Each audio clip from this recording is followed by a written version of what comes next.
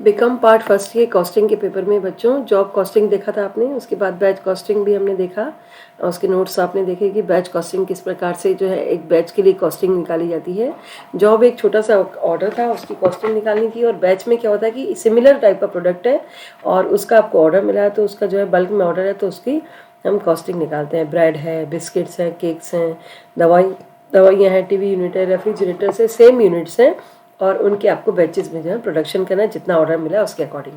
तो दो इसके पार्ट हम देख चुके हैं, थर्ड पार्ट आज हम देख रहे हैं। इसमें हम लोग क्या कर रहे हैं कि बैच कॉस्टिंग निकालने के लिए उसकी मैन्युफैक्चरिंग कॉस्ट कैलकुलेट करनी है ना। सर्टेन प्रोडक्ट्स हैं जिनकी कॉस्टिंग जो है इसी तरह से निकाली जा सकती है, जैसे हार्डवेयर्स हैं, बेकरी प्रोडक्ट्स हैं, ब्रेड्स हैं, बिस्किट्स हैं, केक्स हैं। तो इंडस्ट्री में जहाँ पर भी इस तरह के नेचर का प्रोडक्शन होता है, सेम नेचर का, तो वहाँ पर इसकी आवश्यकता होती है। रेडीमेड गारमेंट्स का है, ड्रग्स का है ना, दवाइयों का है, स्पेयर पार्ट्स का है, कंपोनेंट पार्ट्स का है, ऑटोमोबाइल का, रेडियोस का, टीवी का, रेफ्रिजरेटर का, मशीनरीज का, उनमें जो है इस प्रोडक्ट्स में इनको अपनाया जाता है बैच कॉस्टिंग को। तो इसकी कॉस्टिंग निकालने के लिए हम किस प्रकार से एक बैच कॉस्टिंग कॉस्ट शीट बनाते हैं और प्रोडक्शन प्लानिंग डिटरमाइन करते हैं कि किस प्रकार से जो इसकी कॉस्ट हमें निकालनी होगी बैच की, वो हमें डिसाइड करना होगा। क्योंकि जो आपके बिजनेस है वो तो चल ही रहा है, उसमें आपको बैच का किसी का ऑर्डर मिला है, उस बैच के लिए आप कॉस्टिंग निकालने वाले हैं। तो इसकी सिमिलर प्रोडक्ट के ऑर्डर के लिए तो वो आपको जो है उसके लिए अलग से मटेरियल, उसका लेबर उस पर जो लग रहा है, और साथ ही ओवरहेड्स के लिए परसेंटेज जो पुराना होगा उसके अकॉर्डिंग जो है इसको लिया जाएगा, जो कि हमने पहले भी इसमें समझा। इकोनॉमिक ऑर्डर क्वांटिटी का भी ध्यान में रख करके कॉस्टिंग कैलकुलेट की जाएगी।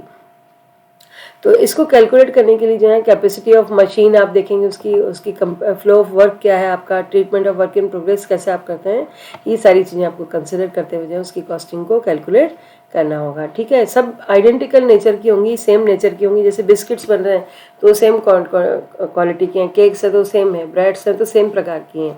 तो इस प्रकार से जिनमें ये आइडेंटिकल बहुत इंपॉर्टेंट शर्त है, उनमें बैच कॉस्टिंग को अपनाया जाता है। एक्चुअली बच्चों क्या होता है कि कॉस्टिंग अलग अलग तरह की होती हैं और अलग अलग बिजनेसेस के लिए अलग अलग टाइप की कॉस्टिंग के मेथड्स को यूज़ किया जाता है ना। आप कहीं पर जॉब यूज़ कर रहे हैं, कहीं प्रोसेस यूज़ करेंगे, कहीं कॉन्ट्रैक्ट यूज़ करेंगे, कहीं पर बैच कॉस्टिंग यूज़ करेंगे, कहीं यूनिट आउटपुट करेंगे, कहीं प्रोसेस करेंगे। तो ये अलग अलग प्रकार की कॉस्टिंग के हमारे पास में टाइप्स हैं, जो कि जहाँ सूट करती है। ऑपरेशन कॉस्टिंग है, ये सब मेथड्स आपके कोर्स में इस साल हैं, उनको आप पढ़ रहे हैं। अब इनमें डिफरेंस देखिए, हमने जो बैच भी पढ़ा अभी और जॉब भी पढ़ लिया, तो इन दोनों में डिफरेंस क्या है। तो batch costing does not differ much from job costing, ज़्यादा कोई डिफरेंस नहीं। अकाउंटिंग प्रोसीजर करीब करीब सिमिलर है, लेकिन थोड़ा सा नाम का फ़र्क है और किस तरह से उनकी कुछ जो क्वालिटीज़ है वो डिफरेंट है। Under job costing each job is treated as a cost unit, है ना। जॉब में क्या होता है कि हर एक को कॉस्ट यूनिट को, जॉब को एक अलग कॉस्ट यूनिट क्रिएट किया जाता है।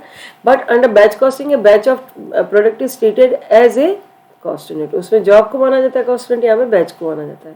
वहाँ पे एक जॉब था, एक काम था, और यहाँ बैच यानी कि वस्तुओं का एक लॉट है, उसमें उसको जो है एक कॉस्ट यूनिट माना जाएगा। कॉस्ट यूनिट समझते हैं आप, जो कि सिमिलर कॉमन वर्ड है। हम कॉस्ट के लिए कहना चाहते हैं कि किसकी कॉस्टिंग हो रही है, इस यूनिट की हो रही है, तो वो यूनिट वर्ड एक जनरल वर्ड यूज़ किया जाता है। इसी तरह से under job costing production is undertaken, है ना, ओनली अगेंस्ट स्पेसिफिक ऑर्डर। आपको प्रोडक्शन तभी करना है जबकि कोई स्पेसिफिक आपको ऑर्डर मिला है। जबकि on the other end batch costing में क्या होगा, production is taken up to held in stock and sold on demand and also in receiving specific order from customers. Customer से आपको जो स्पेशल ऑर्डर मिला है और साथ ही जो है आपको बैच में जो है उसकी कॉस्ट कैलकुलेट करनी, तो वहाँ पर इसको यूज़ किया जाएगा। तो प्रोसीजर ऑफ बैच कॉस्टिंग क्या होगा ये देखिए। इसमें आप इनिशियली तक क्या होगा कि size of batch is determined, है ना। सबसे पहले आप उसका साइज डिसाइड करेंगे, है ना। Production planning and control department होगा जो डिसाइड करेगा कि बैच का साइज क्या रखा जाए, कितनी क्वांटिटी की वस्तुएं उसमें बनेंगी। तो ईच बैच इस बैच को एक नंबर दिया जाएगा, बैच नंबर, है ना। एज ए जॉब में जैसे उसको नंबर देते थे, ऐसे आप बैच को भी नंबर देंगे। Direct material cost, direct labour cost and direct expenses which can be identified with the batch are directly charge to the concern branch batch. ठीक है, overheads are apportioned among the batches as one of the suitable basis as in the case of job costing. When the production of the batch of article is completed, to ascertain the cost of production of the batch of product, a batch cost sheet is prepared. जब आपका production complete होता है तो उसकी batch cost sheet जो है prepare की जाएगी। Cost indicated by that batch cost sheet is the total cost of production, है ना। हमारी कॉस्ट क्या कैलकुलेट करके हमें बताती कि उस बैच के लिए कितनी, बैच ऑफ प्रोडक्ट के लिए कितनी टोटल कॉस्ट ऑफ प्रोडक्शन रही है।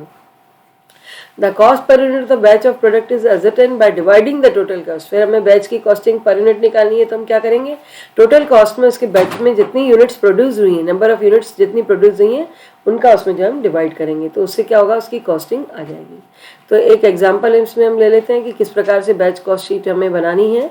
It is required to prepare a batch cost sheet of an engineering work showing the cost of batch number 8801। ये उस बैच को आपने नंबर दिया, आइडेंटिफिकेशन नंबर दिया कि भी इस बैच की कॉस्टिंग हम कैलकुलेट कर रहे हैं। 1000 यूनिट्स आपको दी है, उसके लिए कॉस्ट कैलकुलेट करनी है, और आपके पास 3 डिपार्टमेंट्स हैं एक्स वाई जेड, उनमें अलग अलग आपको कॉस्ट निकालनी है। तो डायरेक्ट मटेरियल इशूड कितना हुआ, एक्स का, वाई का और जेड का, 3 तरह के डिपार्टमेंट आपके, है ना, उनका अलग अलग मटेरियल आपको दिया हुआ है। 5400 केजी लगे एक्स पे डिपार्टमेंट पे, और 10 रुपये पर केजी के हिसाब से डिपार्टमेंट वाई पे 600 केजी, 8 रुपये पर केजी के हिसाब से, और जेड डिपार्टमेंट उसमें 500 केजीज हैं और उनको 20 रुपये पर केजी के हिसाब से आपको बनता है। डायरेक्ट वेजेस जो है वो 1000 घंटे का है, उसमें 2 रुपये पर घंटे, और वाई में 200 घंटे काम होता है तो 2.5 रुपये पर आवर के हिसाब से, डिपार्टमेंट जेड में 1000 घंटे काम होता है तो 1.5 रुपये पर आवर के हिसाब से जो है उसके चार्जेस जो है लगते हैं। फैक्ट्री ओवरहेड्स आपकी जो है डिपार्टमेंट एक्स पे जो है और वाई पे 150, दोनों पे सेम है, 150% ऑन डायरेक्ट वेजेस, ठीक है। डायरेक्ट वेजेस जो होगा उसका 150% लगेगा, और डिपार्टमेंट जेड में कितना होगा, 66:2/3, है ना, तो ये परसेंटेज जो उसका रहेगा डायरेक्ट वेजेस पर। After the batch is complete 600 KG of raw material issued to department X. जब सारा काम कंप्लीट हो गया तो जो रॉ मटेरियल बचा हुआ था एक्स डिपार्टमेंट पे 600 केजी बच गया, तो आपने उस सरप्लस को जो है रिटर्न कर दिया स्टॉक को। तो इस तरह से जो है कैलकुलेट करना है। अब इसकी, ये तो क्वेश्चन था आपका, इसकी बैच कॉस्ट शीट हम बना रहे हैं कि किस प्रकार से इसको कैलकुलेट किया जाएगा बैच नंबर 8801 पे। तो डायरेक्ट मटेरियल कंज्यूम आपका जो है डिपार्टमेंट एक्स पे कितना था, 5400 केजी था, लेकिन उसमें 600 केजी उसने रिटर्न किया तो उसको माइनस कर दीजिए। 5400 केजी इंटू 10 बराबर 54,000 minus return 600 KG into at the rate of ₹10 पर केजी, तो ये 6000 माइनस कर दिया तो 48,000 आपकी कॉस्ट आ गई मटेरियल की एक्स पे। डिपार्टमेंट वाई पे 600 इंटू 8 के हिसाब से 4800, जेड पे 500 केजी तो 20 रुपये के हिसाब से, तो ये आपके 10,000 हो गए। तो टोटल आपका मटेरियल लगा 62,800 का। और वेजेस देखिए, एक्स पे 1000 घंटे है तो 2 रुपये पर आवर के हिसाब से आपको सब क्वेश्चन में दिया हुआ, वो वही आपको कैलकुलेट करना है, कोई ज़्यादा मुश्किल काम नहीं है। और इसमें वाई में क्या करना है, 200 घंटे को 2.5 से गुणा करिए, और इसी तरह से जेड का देखिए, जेड का 1000 घंटे हैं 1.5 रुपये पर आवर के हिसाब से, तो ये आपका वेजेस लग गया टोटल 4000 का। तो 62,800 आपका मटेरियल था और 4000 आपका वेजेस लगा, तो टोटल हो गया 66,800। ये आपकी प्राइम कॉस्ट होती है। वेजेस और मटेरियल दिया है यहाँ पे, केवल आपको खर्चे डायरेक्ट एक्सपेंसेस क्वेश्चन में नहीं दिए हैं। बिल्कुल वही तरीका होगा जो कॉस्ट शीट में हमने सीखा है, सारे जो है आगे उसी तरह से जो है काम चलता है। बेस आपको क्लियर है, बेस के बाद में आप उसको काम कर सकते हैं। फैक्ट्री ओवरहेड्स देखिए, डिपार्टमेंट जेड पे कितने कहे थे आपको, देखिए क्वेश्चन में 150 ऑन डायरेक्ट वेजेस, ठीक है। तो डायरेक्ट वेजेस आपका जो है कितना है उसके हिसाब से उसको ले लेंगे आप। डायरेक्ट वेजेस आपका एक्स का कितना बनता है, डिपार्टमेंट एक्स का, हाँ ये बनता है आपका 2000 का, तो 2000 का 150 कितना होता है, 150 यानी 2000 तो है ही, और 1000 और 150%, तो ये 3000 हो गया। और डिपार्टमेंट वाई पे जो है 200 घंटे के हिसाब से 500 रुपये काम हुआ था, और इस पर कितना का आपको, इस पर भी 150% का है, तो 200 का यहाँ पे जो है 2.5 रुपये के हिसाब से जो होता है ये, इसमें जो है ये आपका 10 रुपये पर लेबर के हिसाब से जो है ये 2000 हो जाएगा। और डिपार्टमेंट जेड पे 66 से 2/3 है, तो ये 1000 हो जाएगा, ठीक है। 1500 जो आपको दिया है जेड पे, उसका 2/3 निकालना है आपको, 2/3 इंटू कर लीजिए तो ये 1000 हो जाएगा।